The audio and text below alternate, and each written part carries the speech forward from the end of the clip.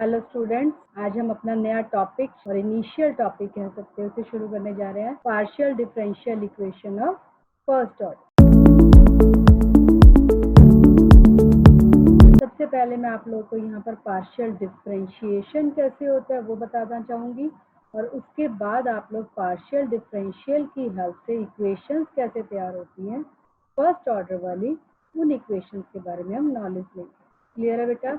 सबसे पहले partial differential से पहले भी आप लोगों को टोटल डेरिवेटिव +2 में आप लोगों ने टॉपिक सीखा था y = x² + 3। इस तरह का डेरिवेटिव निकालना सीखा था। डेरिवेटिव का मतलब होता है चेंज इन डायरेक्शन, और आप लोग को याद होगा हम डेरिवेटिव को dy/dx से डिनोट करते थे, और ये आप लोगों के पास होता था 2x। क्लियर है बेटा? इसे हम लोग टोटल डेरिवेटिव का नाम देते हैं, क्योंकि यहाँ हमारे पास दो ही वेरिएबल हैं, एक इंडिपेंडेंट और दूसरा डिपेंडेंट। x इंडिपेंडेंट होता था और y हम लोगों के पास उसके ऊपर डिपेंड होता था, इसीलिए डेरिवेटिव सिंबल को dy/dx से डिनोट करते हैं। बट अब अगर यही स्टेटमेंट कुछ आप लोगों के पास कुछ ऐसा हो जाए x² + y² की फॉर्म में, तो आप लोग देखोगे डिपेंडेंट एक, वही कौन? z। बट अब इंडिपेंडेंट दो है आप लोगों के पास, एक x² और एक y। तो इस तरीके से यहाँ आप लोग जब डेरिवेटिव कैलकुलेट करना चाहेंगे तो एक z का डेरिवेटिव आएगा विद रिस्पेक्ट टू x, और एक z का डेरिवेटिव आएगा विद रिस्पेक्ट टू y। ठीक है बच्चा? तो इसे हम लोग z का derivative with respect to x जब आ रहा है तो उसे हम बोलेंगे करली z/करली x एंड करली z/करली y। और क्योंकि हमारे पास मोर देन वन वेरिएबल है, इसीलिए हम इसे बोलते हैं पार्शियल डेरिवेटिव। पार्शियल डेरिवेटिव में जब आप विद रिस्पेक्ट टू x करेंगे तो y आप लोगों के लिए कांस्टेंट डील होगा, और जब with respect to y derivative लेंगे x आप लोगों के लिए कांस्टेंट की तरह होगा। तो करली z/करली x लेंगे तो आप लोगों के पास 2x होगा, करली z/करली y लेंगे तो आप लोगों के पास 2y होगा। क्योंकि x अगर कांस्टेंट है तो इसका डेरिवेटिव हम लोगों के पास क्या आएगा? 0। क्लियर बेटा? तो इस तरीके से हम लोग पार्शियल डेरिवेटिव कैलकुलेट करना सीखते हैं। ये हमारे पास बोले जाते हैं फर्स्ट ऑर्डर पार्शियल डेरिवेटिव, और सिंबॉलिकली फॉर्म में करली z/करली x को p से और करली z/करली y को q से डिनोट। क्लियर है? Small p and small q। अब अगर हम फर्दर निकालना चाहें तो हमारे पास होगा करली² z/करली x², और इसका मतलब होगा z का double partial derivative with respect to x, और वो यहीं से पहले डेरिवेटिव के ऊपर एक बार और डेरिवेटिव का फार्मूला लगाओगे तो ये आप लोगों के पास 2x है। सेम आप लोग निकाल सकते हैं करली² z/करली y², इसका फार्मूला होगा, वैल्यू हो गई 2 गलत हो गया बेटा, यहाँ पर 2 नहीं, this will be only 2, this is only 2, क्योंकि y का डेरिवेटिव 1 हो गया। सेम एज इट इज बेटा हम लोग यहाँ पर कैलकुलेट करते हैं। स्क्रीन डाउन करती हूँ थोड़ा सा। करली² z अपॉन करली x करली y। एक तो लिखने का तरीका समझिएगा बेटा, विद रिस्पेक्ट टू x पहले और फिर विद रिस्पेक्ट टू y, यानी जहाँ x लिया हुआ है उसी के ऊपर विद रिस्पेक्ट टू y लोगे तो आप लोगों के पास इसके इक्वल आएगा 0। सेम एज इट इज हम लोग यहाँ पर ये भी कैलकुलेट कर सकते हैं, करली² z अपॉन करली y देन करली x।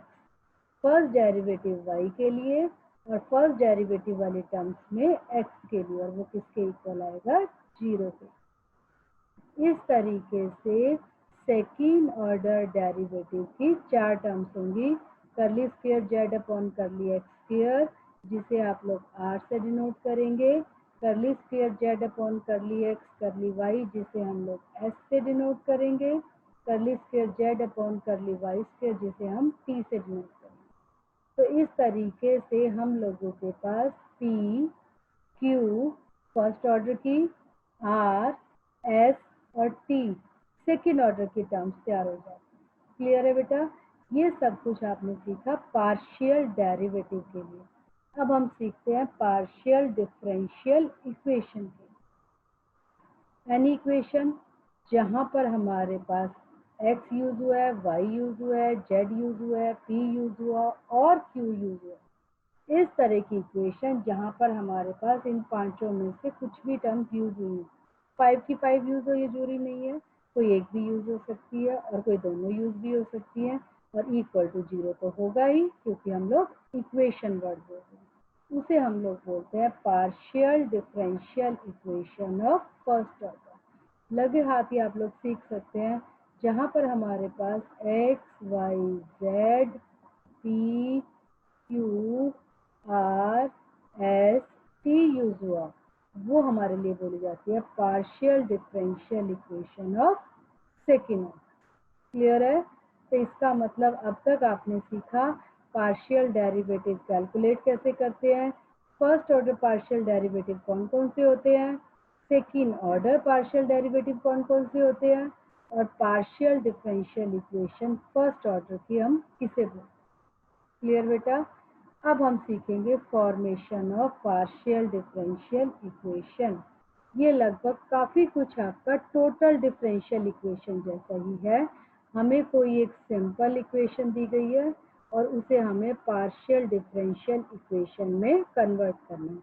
तो दो तरीके हो सकते हैं बेटा कन्वर्ट करने के। एक तो तरीका वो जो उसमें आर्बिट्रेरी कांस्टेंट है उन्हें हम रिमूव कर दें with the help of p and q, या यू कह सकते हो with the help of partial derivative of first order, या कोई हमारे पास आर्बिट्रेरी फंक्शन प्रेजेंट। या आप थ्योरी की फॉर्म में पढ़ रहे हैं तो थोड़ा शायद कम समझ आ रहा होगा, हम यहाँ पर इसको एक न्यूमेरिकल पे करते हैं। हमारे पास दो तरह की पार्शियल डिफरेंशियल इक्वेशन हो सकती हैं, उन इक्वेशंस को हम लोग सॉल्व करना सीखते हैं। वेरी फर्स्ट और बहुत सिंपल उठाते हैं बेटा आप लोगों के लिए, z is equal to ax plus by plus ab। आप लोगों को इक्वेशन दे दी गई है सिंपल इक्वेशन की फॉर्म में, और यहाँ पर हम लोगों को पता लग रहा है a and b are constant और we have to form partial differential equation. ध्यान में रखिएगा बेटा, किसी भी इक्वेशन से हम टोटल डिफरेंशियल इक्वेशन भी फॉर्म कर सकते हैं एंड पार्शियल डिफरेंशियल इक्वेशन भी फॉर्म कर सकते हैं। बट यहाँ आपको देखने से ही पता लग रहा है डिपेंडेंट एक z, इंडिपेंडेंट दो x एंड y। इसका मतलब जब हमारे पास इंडिपेंडेंट मोर देन वन हो जाएंगे वहां पर हमारे पास पार्शियल डिफरेंशियल इक्वेशन का कंसेप्ट है। अब समझिए बनाएंगे कैसे। हमें कुछ भी करना है, ये ध्यान रखिएगा बेटा, क्रॉस मल्टीप्लाई किया, बैक सब्स्टिट्यूशन किया, क्रॉस मल्टीप्लिकेशन के साथ सॉल्व किया, आपको इस गिवन इक्वेशन में से a और b को एलिमिनेट करना है। वो आपको देखना कैसे आप एलिमिनेट कर सकते हो।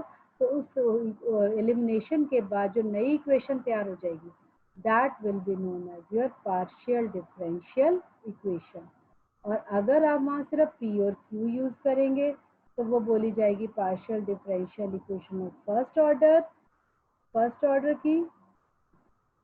ठीक है, और अगर आप एलिमिनेट करने में p, q, r, s, t use कर लेते हैं तो वो आप लोगों के लिए partial differential equation of second. Clear है? ठीक है, चले आगे। चलो अब इसे फॉर्म करना शुरू करते हैं। सबसे पहले निकालते हैं करली जेड बाय करली एक्स। आपको ऐसे निकालना है, ऐसे निकालिए, पी लिखना है, पी लिखिए। करिए बेटा, क्या होगा, ए एक्स का डेरिवेटिव 1, बी वाई हमारे पास 0 क्योंकि पार्शियल डेरिवेटिव में एक्स का डेरिवेटिव लेके वाई 0 और ए बी का कांस्टेंट है 0 की। तो पी की वैल्यू आप लोगों के पास कितनी आ गई, ए। निकालते हैं हम लोग q यानी करली जेड बाय करली वाई, तो ये हमारे पास किसके इक्वल आएगा, b के। ठीक है, इट मीन्स हमें आर्बिट्रेरी कांस्टेंट्स की वैल्यू पता लगी। अब आइए वापस ओरिजिनल स्टेटमेंट पे, जहाँ जहाँ a है वहाँ वहाँ p रख दीजिए px, और जहाँ जहाँ b है वहाँ पर q रख दीजिए। तो हमारे पास एक नई इक्वेशन तैयार हो गई जिसमें से a और b रिमूव हो गए और आप लोगों के पास p और q पेंडिंग में रहे। क्लियर? तो इस तरीके से this is required partial differential equation of first order. आप लोगों का बेटा यहाँ एक बेसिक सा मोटा मोटा एक फंडा ये है, इक्वेशन में जो भी आर्बिट्रेरी कांस्टेंट्स हैं आपको उन्हें रिमूव करना है। ये आपको देखना है कि आप किस तरीके से रिमूव कर पा रहे हो।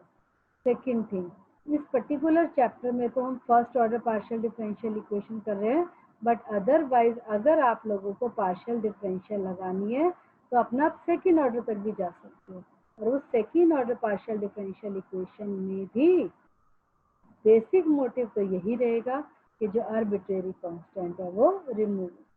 चलिए बेटा एक आध क्वेश्चन और तैयार करते हैं। हम लोग ये वाला क्वेश्चन देखते हैं, थोड़ा सा आपको इजी हो जाएगा किस तरीके से हम लोग तैयार कर सकते हैं क्वेश्चन। स्टेटमेंट है आप लोगों के पास 4z is equal to ax plus y by a plus b of whole square. आप लोगों को पार्शियल डिफरेंशियल इक्वेशन बनानी है। नेचुरली फर्स्ट ऑर्डर वाले चैप्टर में है तो इट मीन सिर्फ पी और क्यू को यूज करें। और वैसे भी बेटा मोटा मोटा ध्यान रखिएगा, इक्वेशन में दो ही अननोन्स चल रहे हैं हमारे पास, एक तो ए और बी, और नेचुरली टू अननोन्स को रिमूव करने के लिए आपका दो के साथ ही काम चल जाएगा। ये चलो देखते हैं कर क्या सकते हैं, चलते हैं। 4 करली जेड बाई करली एक्स, इसे मैं 4p लिख दूं, किसके इक्वल होगा, पावर आगे ax plus y by a plus b into a. Clear? तो आप लोगों के पास आ गया 4p is equal to 2a into ax plus y by a plus b. इसे लिख लेते हैं बेटा, बाद में देखते हैं क्या कर सकते हैं कि हमारे पास ए और बी रिमूव हो जाए। चलो अब फिर ओरिजिनल इक्वेशन में से फिर से एक बार डेरिवेटिव लेते हैं। 4 curly z by curly y is equal to 2 ax plus y by a plus b into 1 by. आपको पता लगा होगा 1 बाई ए कैसे आया, क्योंकि 1 बाई ए हमारे पास y का डेरिवेटिव और ये हमारा चेन रूल के साथ में मल्टीप्लाई। तो इसे मैं 4q into a is equal to 2 into ax plus y by a plus b लिख। ठीक है बेटा, ये आप लोगों के पास सेकेंड नंबर इक्वेशन होगा। अब आप देखिए आपके पास दो इक्वेशन प्रेजेंट है ए और बी। क्या कर सकते हैं कि हम लोगों के पास ए और बी रिमूव हो जाए। ठीक है, क्या करें बेटा हम लोग आपस में वैल्यू सब्स्टिट्यूशन करके देखें। मल्टीप्लाई भी कर सकते हैं, करके देखते हैं जैसे आपकी बुक में किया वो भी करके देखते हैं। क्या होगा आप लोगों के पास 4p into 4q, left side को लेफ्ट में मल्टीप्लाई कर दो, 2a ax plus y by a plus b into 2 by a ax plus y by a plus b. तो आप लोगों के पास आ गया 16 pq is equal to 4, a और ए कैंसिल हो गया, अंदर आ गया ax plus y by a plus b whole. अगर आप गिवन स्टेटमेंट से कंपेयर कर रहे हो तो 16pq is equal to 4 into 4z, 16 and 16 cancel and pq is equal to z। ये हमारा आंसर आ गया। मेन मोटिव तो ए और बी खत्म करने का था। ए और बी को खत्म करने के लिए, एलिमिनेट करने के लिए हम लोगों ने पी और क्यू की हेल्प ली। तो इस तरीके से हमारे पास इक्वेशन तैयार है। ठीक है बेटा, एक और स्टेटमेंट आप लोगों के सामने है, देखो हम यहाँ ओरल थोड़ा डिस्कस करते हैं। z is equal to x y plus y x square minus a square plus b. Given equation को ये 1 कह देता है। अब हम लेते हैं derivative with respect to x, इसे करली z बाय करली x भी लिख सकते हैं। क्लियर? शुरू करते हैं विद रिस्पेक्ट टू x लेना। तो एक्स वाई के केस में y आपका कांस्टेंट की तरह डील होते हुए कोफिशिएंट बन जाएगा और वो एज इट इज रहेगा। Y as it is x square minus a square का रफ में लेना बता रही बेटा, x square minus a square raise to the power half का जब आप लोग डेरिवेटिव लेंगे विद रिस्पेक्ट टू एक्स तो ये होगा half x square minus a square under root into 2 और 2 कैंसिल हुआ तो आप लोगों के पास आ गया 2x x square minus a, y common आया, एलसीएम लिया और इस इक्वेशन को 2 नंबर इक्वेशन बना। सेम एज इट इज अब हम लोग क्यू निकालते हैं। Q stand for curly z by curly y, curly z by curly y आप लोग निकालेंगे तो रखिए बेटा आप लोगों के पास टर्म है x y plus y into x square minus a square plus b with respect to हम लोग उसका डेरिवेटिव लेने लगे हैं वाई के with respect to y derivative लोगे तो x coefficient x as it is, y का डेरिवेटिव 1, फिर x square minus a square as it is, y का डेरिवेटिव 1 और बी का आप लोगों ने डेरिवेटिव लेना है 0। तो आंसर आ गया x plus x square minus a. चलिए फिर वही चीज आप लोगों के पास 3 इक्वेशन है original, curly z by curly x वाली जिसे हमने पी बोला है, करली जेड बाय करली वाई वाली जिसे हमने क्यू बोला। 3 नंबर इक्वेशन बनाना। क्या करते हैं बेटा यहाँ पर, अब आपको यहाँ देखना क्या किया जाए, थोड़ी सी आप लोग को सिमेट्री सेटिंग करनी पड़ेगी। ये चीज आपको थोड़ी सी प्रैक्टिस चाहिए, एक आध बार क्वेश्चन कर लेंगे तो 3-4 चीजें ही आप लोगों के लिए होती है। बैक मल्टीप्लिकेशन है, क्रॉस मल्टीप्लिकेशन आ गया, बैक सब्स्टिट्यूशन आ गया, कि आप लोगों को कुछ ऐसा करना है कि हम लोगों के पास इक्वेशन में से ए और बी रिमूव हो जाए। यहाँ क्या किया गया, पी को एक्स से मल्टीप्लाई और क्यू को वाई से मल्टीप्लाई किया गया। चलिए एक्स और ये पी हमारे पास, ये वाई और ये हमारे पास क्यू। हाँ जी बेटा देखते हैं क्या होता है, हम लोग अंदर से देखते हैं तो हाँ कॉमन निकाल लिया गया, कॉमन निकाला गया एक्स और x square minus a square और वाई कॉमन निकाल दिया गया तो यहाँ से वाई भी गया, ये टर्म भी गई और अंदर बचा सिर्फ एक्स और x square minus a square और यहाँ से टोटल टर्म गई तो हमारे पास बचा 1। अंदर भी एलसीएम लेते हैं तो आप लोगों के पास आएगा y x x square minus a square whole square by x square minus a, जिसे हमने 4 नंबर इक्वेशन का नाम दे दिया। जैसे मैं बेटा अभी आपको बोल के हटी हूँ, थोड़ी सी प्रैक्टिस से हमें आइडिया लगने लगता है कि क्या कर ले इक्वेशन, क्योंकि नेचुरली जब विद रिस्पेक्ट टू एक्स और विद रिस्पेक्ट टू वाई चल रहे हो तो इक्वेशन सिमेट्रिकल होंगी। अब इसे हमने मल्टीप्लाई किया, मल्टीप्लाई करके आपके पास आ रहा है y x square minus a square whole square by x square minus a square. देखिए बेटा यहाँ से टर्म मैच कर रही है, वैल्यू बैक फीड करते हैं तो हमारे पास आया p x plus q y is equal to p q. इस तरीके से आप लोगों के पास आपकी एक पार्शियल डिफरेंशियल इक्वेशन जो फर्स्ट ऑर्डर की रह गई और इसके ऊपर बेस्ड आप थोड़े से क्वेश्चन और प्रैक्टिस करेंगे तो आपको आइडिया हो जाएगा। क्लियर। अब ये एक नया थोड़ा सा नई चीज़ है, इसे भी यहाँ सीख लीजिए। यहाँ पर आप लोगों में एक चेंज आएगा इस एग्जाम्पल 2 में, इक्वेशन फॉर्म करनी है, सिंपल इक्वेशन पहले फॉर्म करनी है और उसके बाद उसे पार्शियल में कन्वर्ट करना है।